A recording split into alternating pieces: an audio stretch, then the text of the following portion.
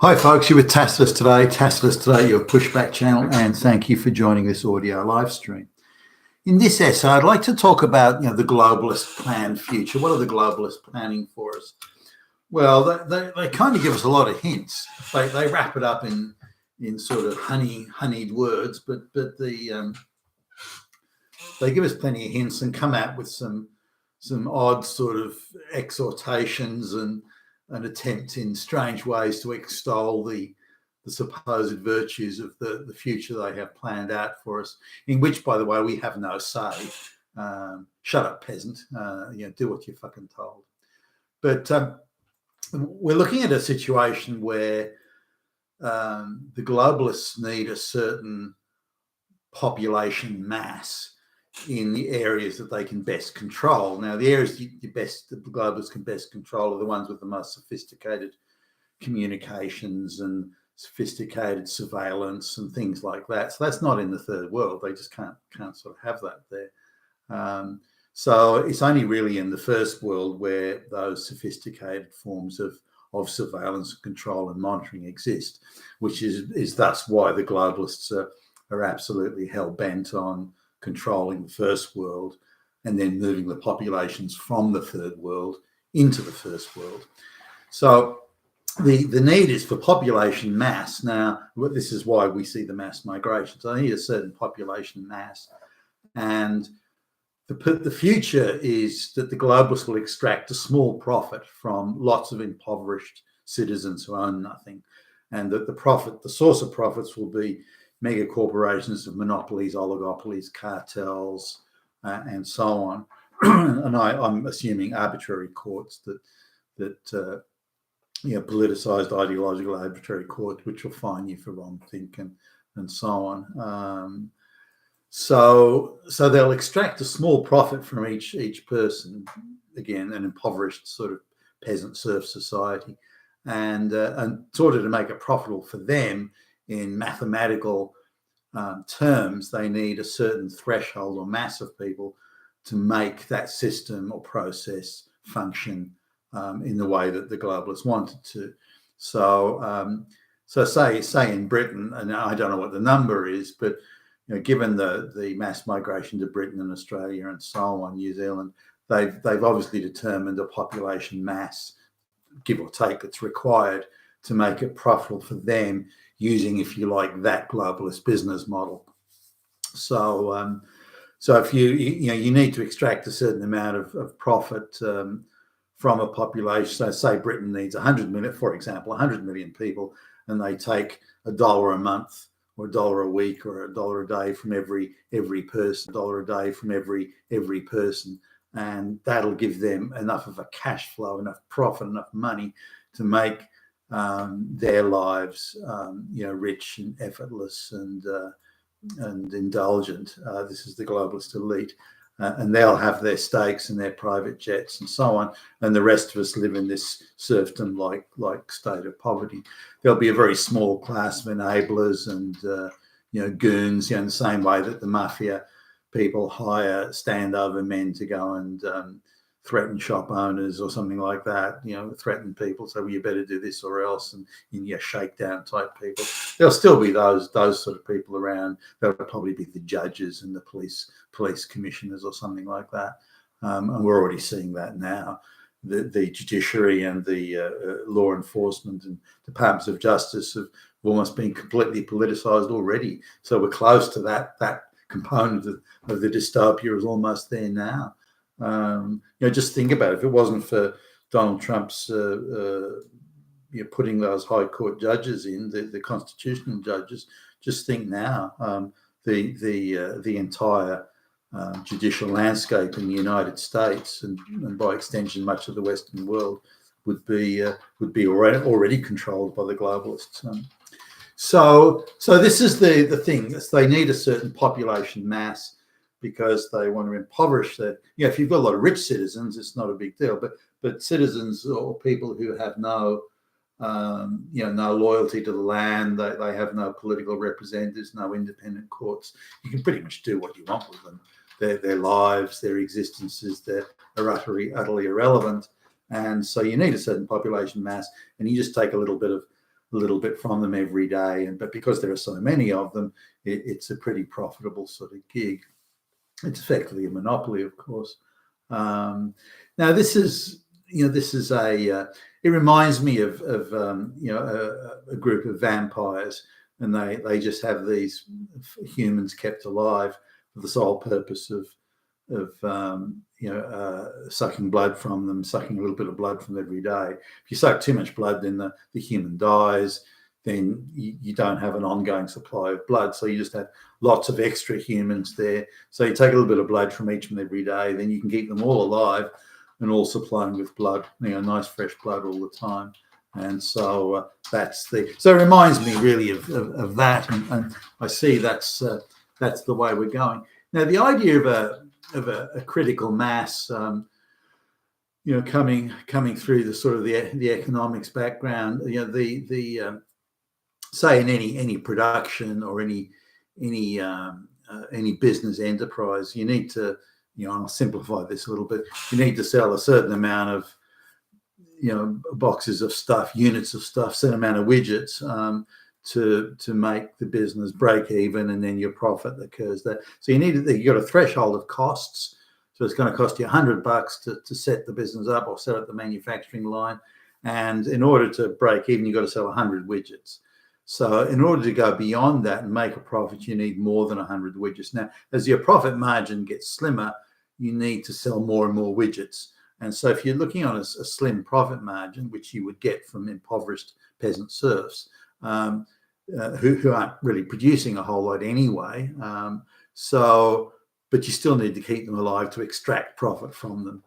So you need then to sell many more widgets. So you've got to instead of manufacturing 100 widgets that you would do in a rich society, you need to manufacture 1,000 widgets because your profit is so small. So it's a ratio between production, what you can feasibly extract from the populace, and so on. So it's the mathematics of that, and that's where it's going. Now I'm almost convinced 100% that's where it's going.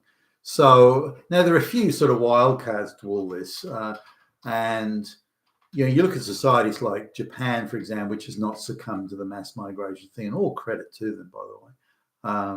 Now, if they have a declining population, and they're screaming, declining population is the end of the universe. No, it's not. Who said it was? Who said that only increasing populations are good, and anything else is Armageddon? That's bullshit. Absolute bullshit. The Japanese are managing, I think, very well. Now, they're doing other things like increasing levels of automation or increasing robotization and things like that to offset. Now, on the other, you offset an alleged shortage of workers. I don't believe they have a shortage of workers, by the way. There's no shortage of workers in the West either. I'll come back to that in a minute. But they're doing other things to deal with the practical realities of changing demographics. And as far as I can tell, it's working. Now you can say that it's getting a smaller base of consumers. Well, yeah, but then their spending patterns and so on would change. Different products will be produced. Newer technologies producing different things. So I don't see that as an issue in itself at all. And again, as far as I can see, the Japanese are managing quite well, and they quite reasonably say that anyone other than Japanese people doesn't really fit into their society. They had a closed society for quite a long time, with a very small percentage of, say, Koreans that were coming into Japan, and they'd be, Korean or mixed Korean are less than, I think, 1.5% of the population, and still treated, by the way, even today, as second-class citizens. You can get sort of Western people with red hair and freckles that may be treated as sort of as a novelty, but they're still not considered as seriously as citizens at all. But coming back to the plans for Western serfdom, this is why the mass migration, particularly in the third world, is hung on to like grim death by the fucking globalists, to create this population mass. So the mathematical formulaic program of per capita extraction can take place. Now, in terms of being impoverished, we're hurtling towards impoverishment, and it staggers me that there's not more discussion over it. Again, an average wage in 1975 would consume 20% or less in rent. So from your average wage, you would pay, 16, 17, 18% or so of that wage would go in rent. Now you look at it today, that same place would be 60% of your average wage gets consumed in rent. So that just shows you just how much money now is being stolen from your pay packet to pay for just the cost of living. It doesn't need to be that way. Apart from mass migration and BlackRock buying up a lot of property, the property is being more and more tightly owned as every day goes by. And I see it when I go to auctions and so on, and house sales and the like. It's not local people. You're lucky if you see a white face, and if it is a white face, it's a representative of one of the big financial firms, often using a proxy to buy things. So we're going in that direction where all the property will be owned by the likes of the BlackRocks. Everything you acquire, need, rent, eat, everything will be controlled by those mega corporations. You will not be able to buy things there'll be no competition for your custom. You'll be told where you will buy things. You'll be given a universal basic income. And with that, they will have the right then to tell you what you will spend it on, and where you will spend it, when you will spend it, what you will do, when you'll be allowed to travel, how far you'll be allowed to travel, and so on and so on. They'll also be able to tell you how many people per room you'll have to live in. 4 people per room. And you see these sort of things in the third world countries already. When I go to the third world countries, on business, I used to do it full time, sort of every day. I was staggered that I'd be meeting, people that would work would be in the office of some place that I was doing business with, and not the elite management. They were all quite wealthy, but the sort of the middle management level, and they would live, 11 of them would live in a 1-room apartment, and holy shit. And that's the future they've got in store for us.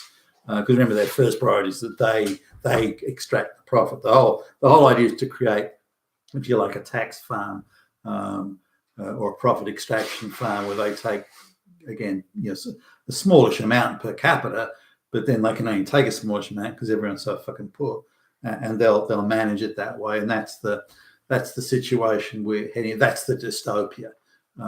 Dystopia, not for the rest of us, not for them. And I think, say, 1 in every 500, 1 in every 600 people, somewhere around that, will be, if you like, either the globalist puppet masters or the in crowd or the goons that they send out as enforcers and so on. So a very small percentage of the population will still be eating steak and flying in private jets and driving motor vehicles. The rest of us, I think, will be